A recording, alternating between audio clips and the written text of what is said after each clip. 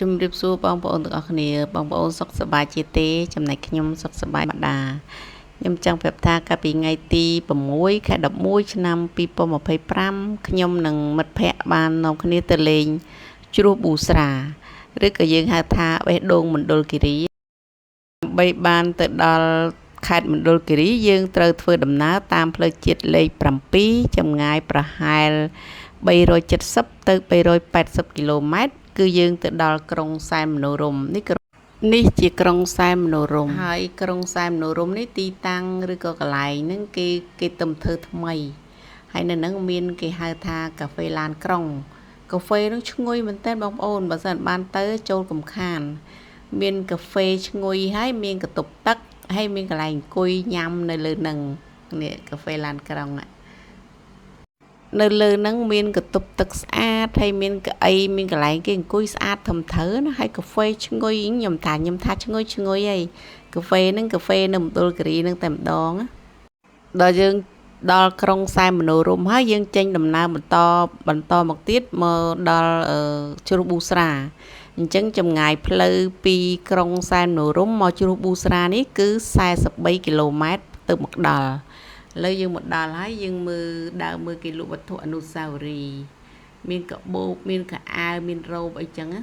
កាលថ្ងៃហ្នឹងខ្ញុំទិញបានរ៉ូបមួយដែរហើយរ៉ូបគេហ្នឹងលក់ទូថ្លៃទេគឺមួយ20000ទិញរ៉ូបស្លៀកមួយទុកជាអនុស្សាវរីយ៍ចឹងណាហើយមានលក់ផាសិនមានលក់ចេកឆាបមានផ្លែឈើមានម្រេចមានទៀបបារាំងគឺសុទ្ធតែជារបស់ធម្មជាតិហើយគ្រាន់តែយើងដើរចុះដល់ច្រកផ្លូវចូលនឹងចាប់ផ្ដើមដូចថាវាសើមទឹកវាហូរខ្លាំងហើយវាខ្ទាតមកដល់នេះហើយមានអារម្មណ៍ថាត្រជាក់តាំងពីនឹងទៅហើយតាំងពីកន្លែងលក់នឹងហើយនេះមិត្តភក្តិខ្ញុំទិញក្រូចទិញទៀបបារាំងឡើង5គីឡូហើយទិញម្រេចម្នាក់1គីឡូទិញអីគេទៀតទេទិញសដែកខៀវសដែកក្រហមហើយនឹងសដែកអង្គុយ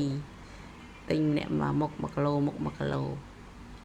ហើយអ្នកលក់នៅកន្លែងហ្នឹងគាត់បានប្រាប់ថាគឺគាត់លក់តម្លៃគឺថេររហូតឧទាហរណ៍ថាថ្ងៃច័ន្ទដល់ថ្ងៃសុក្រ1គីឡូ10000ដល់ថ្ងៃសៅរ៍អាទិត្យក៏1គីឡូ10000ដែរគឺគាត់អត់លក់ថ្លៃនៅពេលថ្ងៃបុណ្យទានឬក៏ថ្ងៃសៅរ៍អាទិត្យទេដូចថាថ្ងៃណាថ្ងៃធម្មតាលក់ប៉ុន្មានថ្ងៃបុណ្យក៏លក់ប៉ុណ្ណឹងដែរទឹកជ្រោះប៊ូស្រាគឺជាតំបន់ទេសចរដែលល្បីជាងគេនៅភូមិឦសាននៅក្នុងប្រទេសកម្ពុជាដោយសារវាជាទឹកជ្រោះដែលស្អាតនិយាយទៅស្អាតមែនតែនបើនៅរដូវប្រាំងទឹកហ្នឹងរៀងល្អក់ឲ្យពណ៌យ៉ាងសដូចទឹកដោះគោអញ្ចឹងណានេះឥឡូវនេះខ្ញុំទៅនេះខែ11គឺជារដូវប្រាំងអញ្ចឹងទឹកវាអត់ថ្លាទេដល់ពេលរដូវវស្សាគឺទឹកថ្លាហើយទឹកធ្លាក់ប៊ូស្រាហ្នឹងគឺមាន3ដំណាក់ទី1គឺ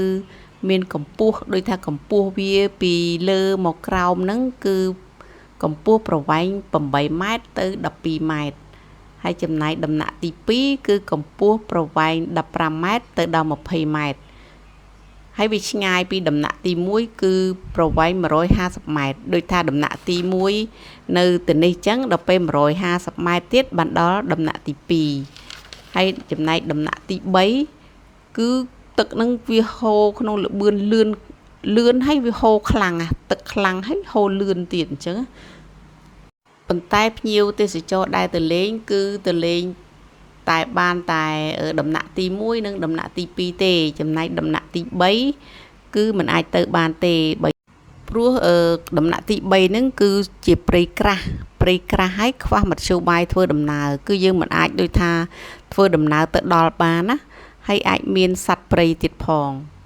នៅថ្ងៃហ្នឹងខ្ញុំចាប់អារម្មណ៍ឃើញថាប្រជាជនខ្មែរយើងឥឡូវគឺថា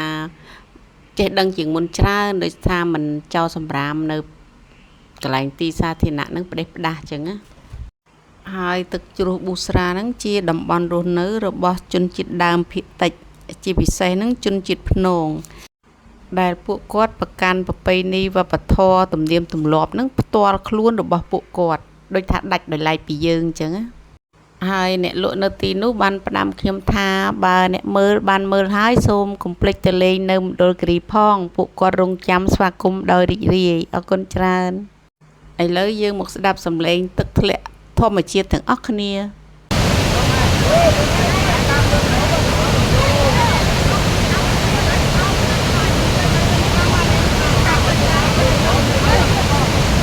ចាំតែថាឲ្យដល់នាទីមកដល់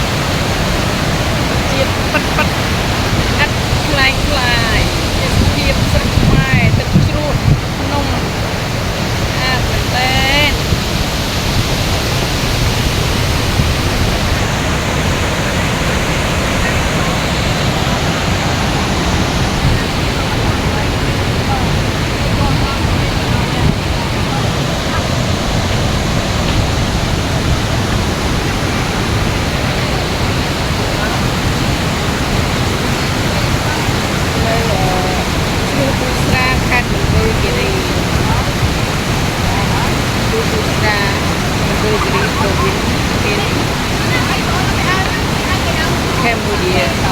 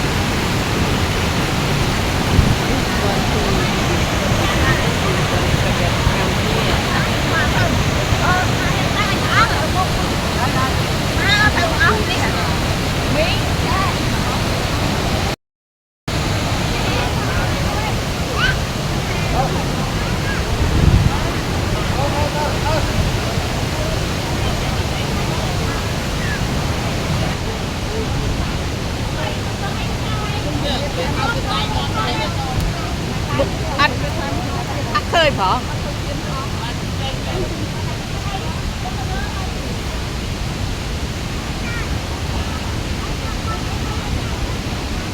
ដល់មកត្រឡប់ផ្ទះវិញបងប្អូនយើងមើលតាមម្ខាងនេះម្ដងពីមកយើងមើលតាមខាងនេះទៅយើងមើល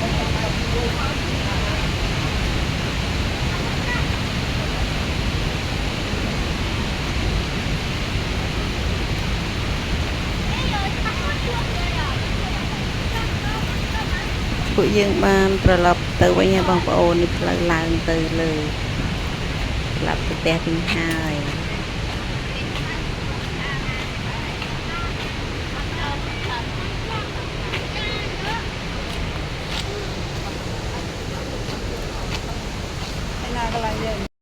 លាហើយប៊ូស្រាលាហើយមណ្ឌលគិរីថ្ងៃក្រោយជួបគ្នាសូមជួយជាវឬ Subscribe ម្នាក់មួយផងសូមជូនពររាល់ការធ្វើដំណើរមានសុវត្ថិភាពសូមអរគុណច្រើនជម្រាបលា